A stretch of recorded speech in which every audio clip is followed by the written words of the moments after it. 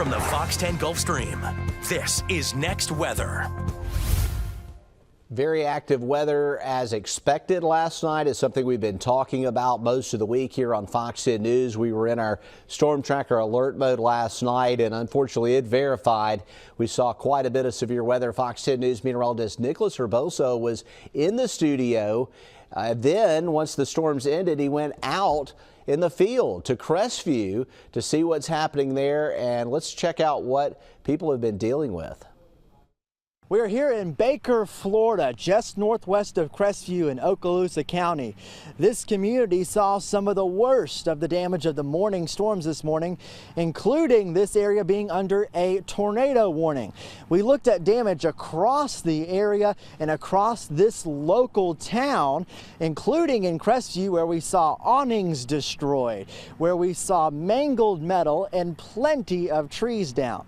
But some of the biggest impact that we have seen here on Dairy Road in Baker, where we have very large trees that have been uprooted entirely. And not just that, this little section of roads has trees that are entirely snapped and twisted as well with the power of the wind. The National Weather Service will also be coming out here and surveying the damage later. But for now, this is going to be a tough cleanup for the residents here in Okaloosa County and pretty much everywhere that got impacted by these storms. Reporting in Baker, Florida, Nicholas Herboso, Fox 10 News.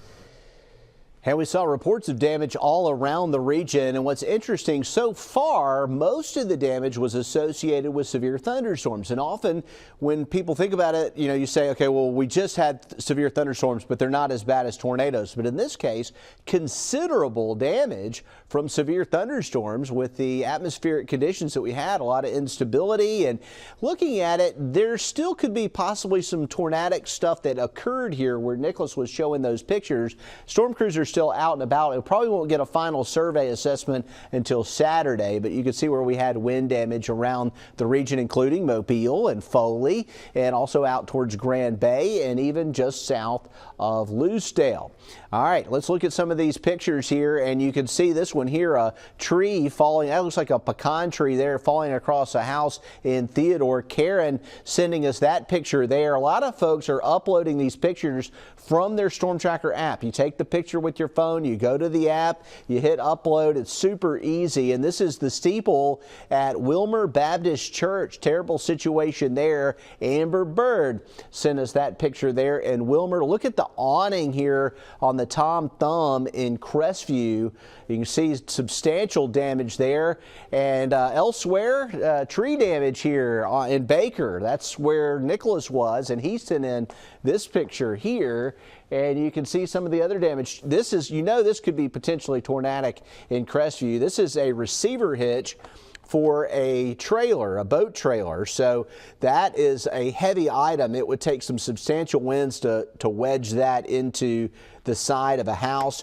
We also have damage here at the Navco and McVeigh area, not far away from Channel 10. So we saw some damage as a result. We do have better weather this weekend. While it may get stormy again next week, it looks good on Saturday and on Mother's Day on Sunday.